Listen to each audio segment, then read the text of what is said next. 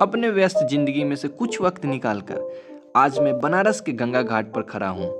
पर आज से कुछ दिन पहले जब सोशल मीडिया स्क्रॉल करता हूँ तो बनारस के बारे में और बनारस के इन घाटों पर घूमने का मेरा बहुत मन करता है। फिर क्या, मैं अपनी पैकिंग को स्टार्ट करता हूँ।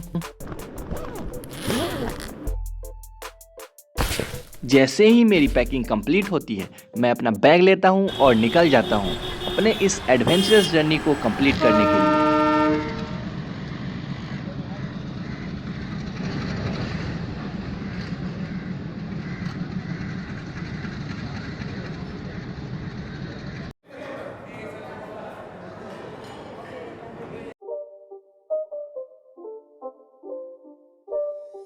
It's not a game, it's a rich thing.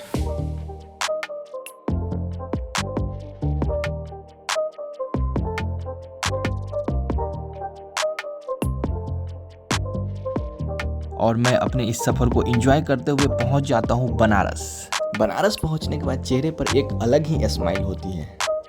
रात को मैं रिटायरिंग रूम में ही स्टे करता हूं। सुबह होते ही मुझे होटल की ज़रूरत होती है जहां मैं फ्रेश हो सकूं और अपना सामान रख सकूं। फिर मैं बनारस की गलियों में घूमता हूं, चलता हूं, इधर उधर भटकता हूं। आखिरकार लास्टली मुझे मेरा होटल मिल ही जाता है।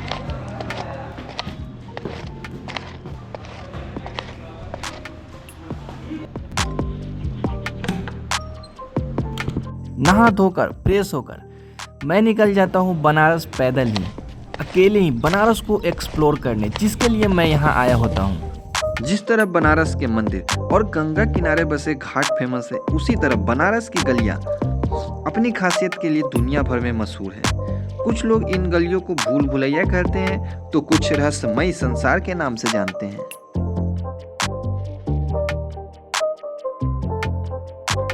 इन भीड़ भाड़ वाली गलियों से गुजरते हुए मैं जा रहा था दशाश्वमेध घाट।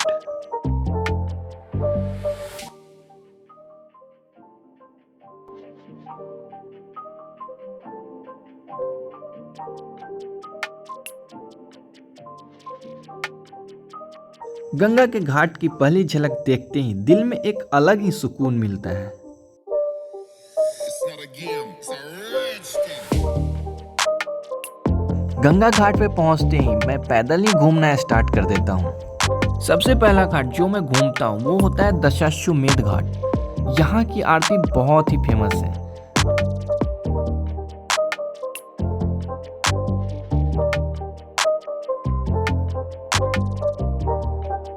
धीरे धीरे मैं बहुत सारे घाट को घूमना स्टार्ट कर देता हूँ। घाट पर घूमते घूमते मैं पहुंच जाता हूं मणिकर्णिका घाट। मणिकर्णिका घाट ऐसी जगह जहां हर रोज 100 से ज़्यादा लाशें जलती हैं। कहते हैं कि मणिकर्णिका घाट में किसी की चिता जलाई जाती है तो उसे मोक्ष प्राप्त होता है।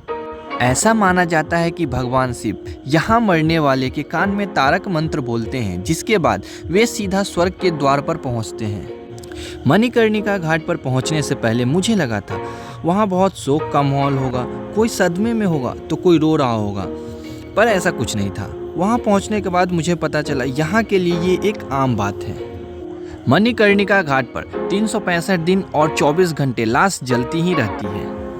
5वीं शताब्दी में मिले गुप्त शिलालेख में उल्लेख मिलता है कि मणिकर्णिका घाट सबसे पुराने घाटों में से एक है।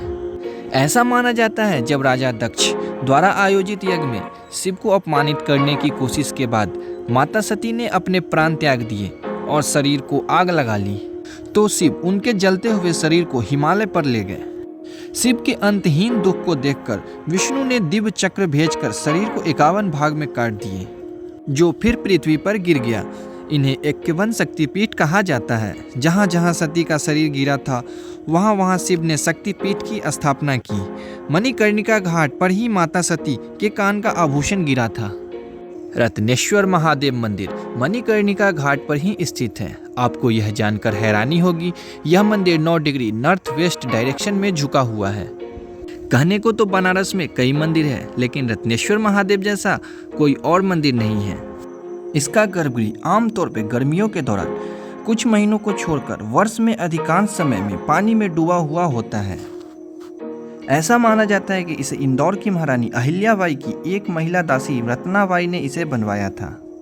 रत्नेश्वर महादेव मंदिर देखने के बाद मैं फिर से घाट घूमना स्टार्ट कर देता हूँ। बनारस के घाट पर घूमने में एक अलग ही एनर्जी फील होती है।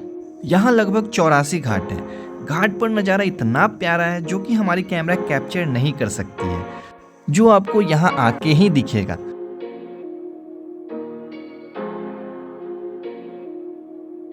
यहाँ पर अनेकों घाट है जिसकी अपनी अपनी एक अलग ही स्टोरी है।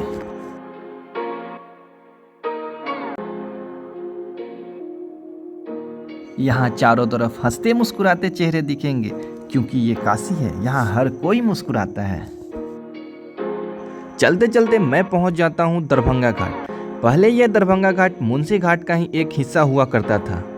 वर्ष 1920 में कुछ हिस्से को बिहार स्थित दरभंगा के राजा ने खरीदकर अपने स्तर पर घाट को पक्का करवाया और निर्माण को और भी भव्य स्वरूप दिया।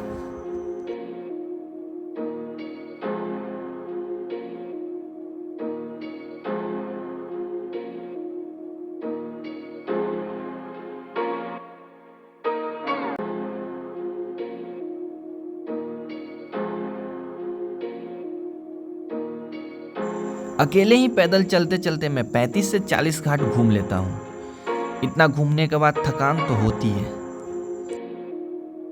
फिर मैं थोड़ा रेस्ट करने के लिए बैठ जाता हूँ। मिलते हैं अगले वीडियो में। अगर यहाँ तक आ गए हो तो सब्सक्राइब करके जाना।